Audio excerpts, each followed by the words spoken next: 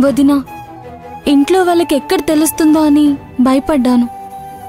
ఎలాగో నీకు తెలిసింది. చిన్నగా నువ్వే ఏదో ఒకటి చేసి ఇంట్లో వాళ్ళకి చెప్పు వదినా.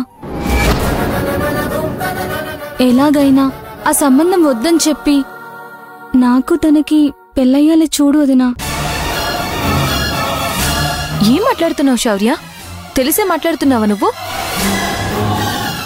నువ్వు ఈ ఇంటి ఆడపిల్లవి. 3 అన్నదమ్ములు, ఒక అక్క ఉన్నారు, కన్నవాళ్ళున్నారు.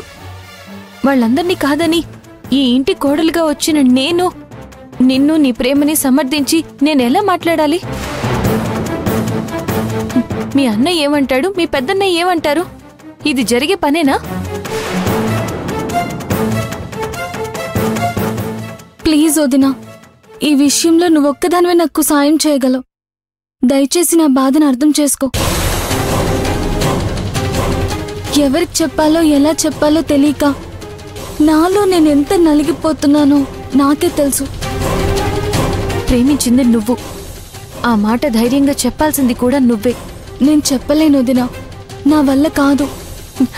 అలాంటప్పుడు ఆ ప్రేమని మర్చిపో. ఇంట్లో వాళ్ళు చూసిన అబ్బాయిని పెళ్లి చేసుకో. అలా ఇంకొకరితో బ్రతకాల్సి వస్తే నేనే బ్రతకలేనేమో.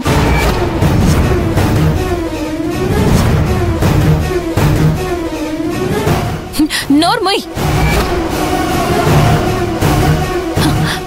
బ్రతకలేనంతగా ప్రేమించినప్పుడు ఇంట్లో వాళ్ళకి చెప్పే అంత ధైర్యం ఉండాలి. నీ పాటికి నువ్వు ప్రేమించేసి ఇవాళ తనతో పెళ్లి జరగకపోతే బ్రతకలేను అంటావా?